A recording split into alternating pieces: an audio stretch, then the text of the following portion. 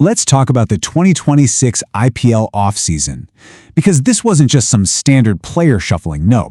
This was a full-on seismic event, a complete strategic rewiring of the entire league that changed everything before a single ball was even bowled. So, the big question is, how did this all happen? How did a few months of trades and auctions completely forge a new IPL hierarchy? Well, in this explainer, we're going to connect all the dots, from the massive trades to the record-shattering buys, to show you the bigger story. Okay, so let's dive right in. You have to understand, the whole drama was shaped by the pretty unique economic situation of the mini-auction. See, after all the player retentions, team strategy wasn't just about who they wanted to buy, but what they could actually afford to spend. And this right here tells you everything you need to know. Just look at the insane difference. You had the Kolkata Knight Riders sitting on a mountain of cash, over 64 crore, ready to go big. And then, at the other end of the spectrum, you had the Mumbai Indians with barely 2.75 crore. This instantly created a league of haves and have-nots. It forced a team like MI to get super creative, while KKR could pretty much go after anyone they wanted. And the scale of this whole thing was just mind-boggling. We're talking about more than 237 crore rupees on the table, all to fill just 77 empty slots. With that much cash floating around and so few top-tier players available, the stage was set in Abu Dhabi for absolute chaos.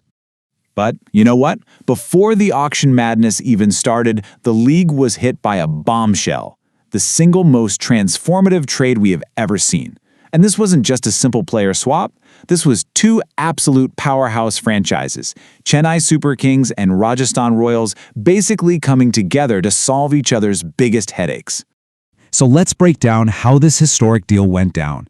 Sanju Samson, the heart and soul of the Royals, makes his way to Chennai for a hefty 18 crore.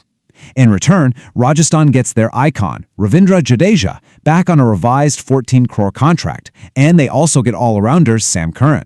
Think about it. CSK gets its successor to MS Dhoni, a marquee Indian captain and keeper, while RR brings a legend home and adds a key all-rounder. A win-win, right? And honestly, this quote just says it all. For Chennai, this was pure, brilliant, long-term strategy. It was all about securing their future, finding that next massive Indian star to build the entire franchise around for when the Dhoni era finally ends. A huge, legacy-defining move. All right, so with that trade setting the tone, let's get into the auction itself. As you'd expect, with all that money flying around, the bidding wars were absolutely ferocious. We saw record-breaking spending. But the biggest surprise, an insane new trend of teams dropping huge money on completely uncapped domestic players.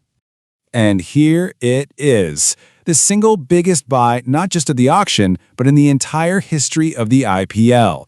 Kolkata Knight Riders pushed all their chips in, splashing a jaw-dropping 25.20 crore on Australian all-rounder Cameron Green. This was them making a massive statement, their definitive move to finally find a successor to an aging Andre Russell. And to put that number into perspective, just look at this. Green's price tag officially blew past the old record held by Mitchell Starc.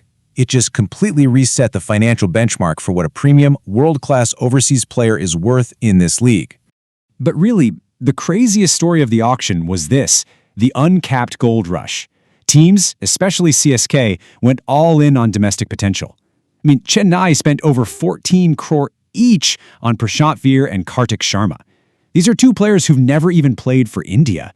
It just signals a huge shift in strategy, where franchises are now willing to bet the entire house on finding homegrown superstars.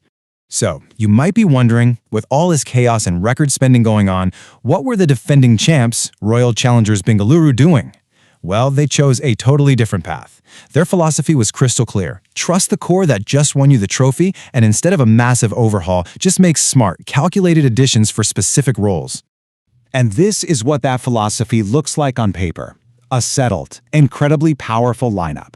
Their main new addition, Venkatesh Iyer, wasn't brought in to shake things up.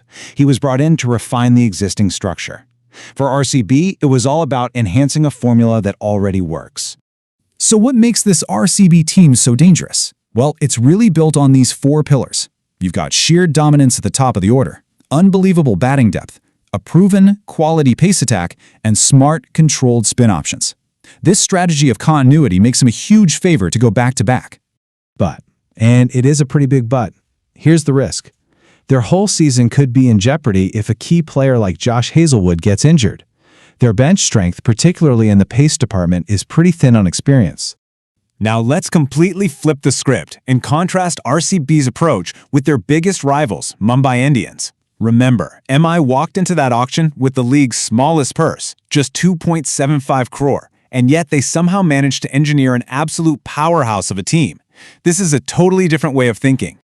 I mean, just look at this lineup. On paper, it's an all-star team. It's built around arguably the best Indian core in the league, Rohit, Suryakumar, Hardik, and Bumrah, and then filled in with world-class overseas talent.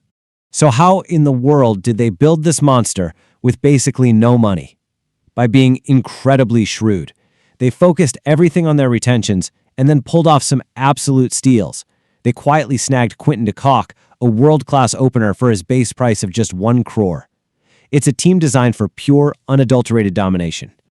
But here's the catch with that strategy. While their starting 11 is arguably the best in the entire league, their lack of action at the auction means they don't have the proven bench strength of other teams. Their margin for error is razor thin. And this brings us to the climax of the whole story. This upcoming season is shaping up to be a monumental showdown between two completely opposite team-building philosophies. You've got RCB's stability and continuity going head-to-head with MI's engineered super team. This slide just sums it up perfectly. On one side, you have RCB, who believe in refining a championship formula that's already proven to work. And on the other, you have MI, who believe in just assembling an unbeatable core of superstars. It is the central conflict that's going to define the entire 2026 season. So, we end on this final question for you to think about. The RCB model of revival, built on stability and trust, or the MI project of domination, engineered to be invincible? Which strategy is going to come out on top and conquer the IPL? The answer? Well, that's going to unfold on the field.